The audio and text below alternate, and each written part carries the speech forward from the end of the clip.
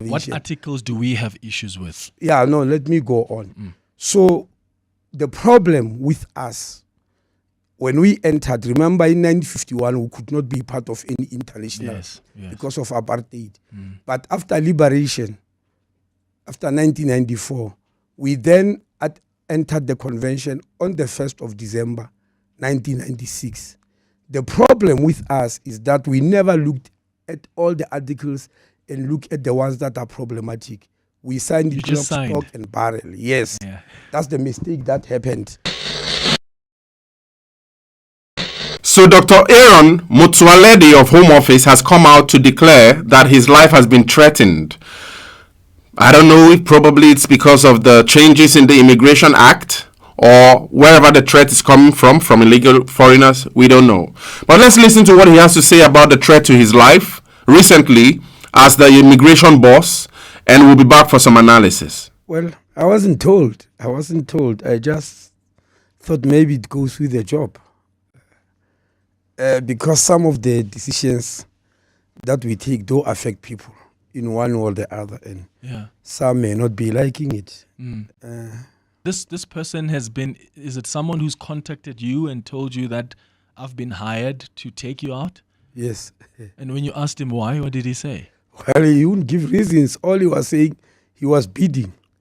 He said, I've been asked to take you out, but if you pay more than them, then I'll turn the tables and take them out rather than you, which is nonsense, because if I do that, he'll just come back again. Yeah, so I said, no, to hell. Is this matter being taken seriously? Oh, yes. The police investigating? Oh, yes. I immediately conducted the Hawks, and 2 officers came and sat with me, and they took statements.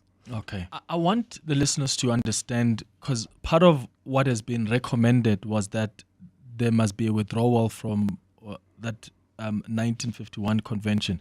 What rights did that provide for refugees who are legally here in the country? Look, and I think this needs to be understood because some people are trying to distort it.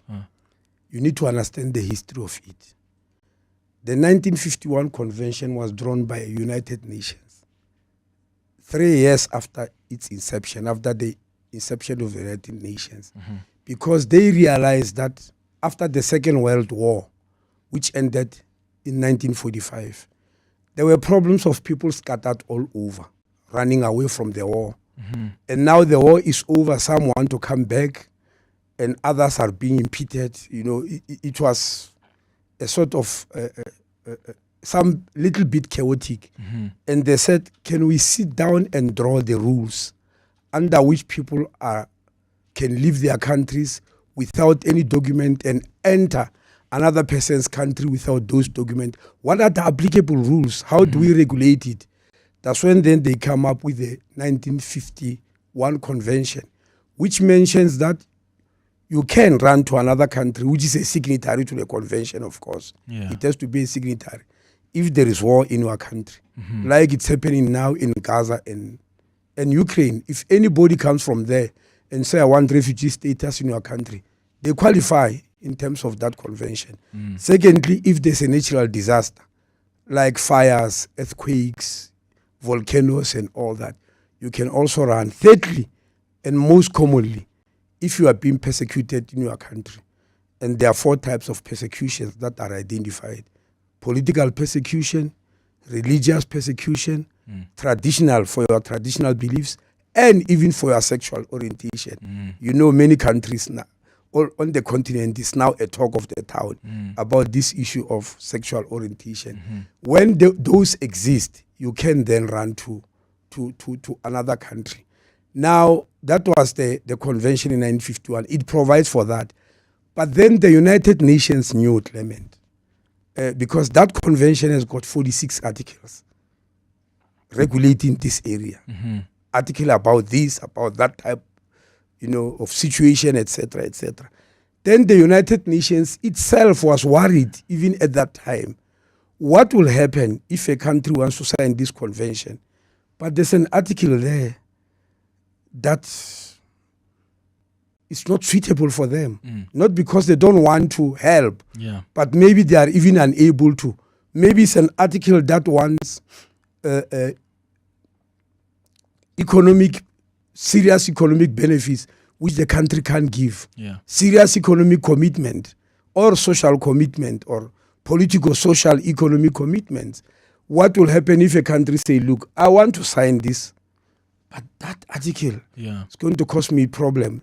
Does the country then not become part of the whole convention because of that?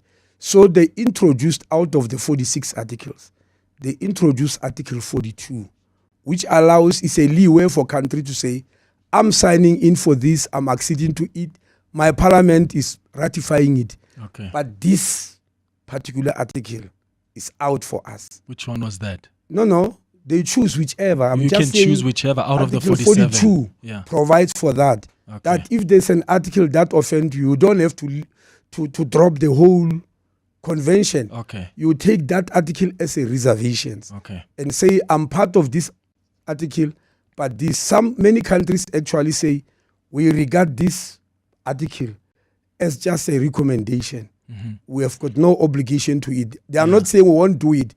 They are saying, but we are not legally obliged to do, because we are put it as a reservation. What articles do we have issues with? Let me go on. So the problem with us, when we entered, remember in 1951, we could not be part of any international because of apartheid. But after liberation, after 1994, we then entered the convention on the 1st of December, 1996. The problem with us is that we never looked at all the articles and look at the ones that are problematic. We signed it lock, stock and barrel. Yes. Yeah. By not putting reservation, Clement, let me tell you what it means. Because people are saying, no, it means we are throwing away human rights. No. It means you are telling the world that come here, anything you want, which is provided for in the convention, you'll get. Yeah, so what do you guys think? I think it's really, there's been really a lot going on. I also saw a video lately about the raid, I think on a camp where some people had been having these illegal practices with illegal immigration and all that, and there was a raid led by Dr. Aaron in that space. I think I'm gonna go through some research on that, but the issue he breaks down with the ratification of certain conventions by the OAU and the UN on immigration at the time with South Africa. South Africa wasn't able to identify early and sign them all, especially from the transition from the apartheid regime to the post-1994 regime. And so right now, South Africa is battling to unsign all of the things it signed unknowingly or unconsciously. And that's a really big, stumbling block in achieving effectiveness in, carrying out immigration policies in South Africa. So this is my reading of what Dr. Aaron speaks about in this video. And in thinking about, from where I've spent a lot, some years, at least in the Scandinavian countries up north, in the Nordics. And I know that there's a really excellent system with immigration, where people are able to, it's really difficult to walk around the system in that regard, because at the seafare, there's a really clear boundary of where the entrance into the countries are located, despite the vast amount of sea space which these countries command. There's a clear indication of how to get into that country if you're coming by sea, if you're coming by air, if you're coming by land. There are really clear, markings of where the border lies and you can cross. This is against most of the arguments that there are no borders in Europe. I believe that what that statement really means is the fact that there was a ratification by what is being called the European Union Area, EEA, European Economic Area (EEA), which allows free movement of people as long as you are a citizen of one of the countries that have ratified there. So it's a free movement through the borders, but this doesn't mean that there's no clear indication of the border in these regions. And so in trying to achieve that in Africa, especially now with Dr. Aaron specifying the difficulties in how the refugee system has been initially designed and how it might be working against South Africa, it's kind of like brings South Africa to a place where it has to choose if it stops being the light in the region or just continuously move into that region of darkness where it's then no more an option for people seeking refuge for comfort or safety in their war-torn countries. Because I think that's what South Africa represents. South Africa represents that basin of peace, of excellence, of hope, of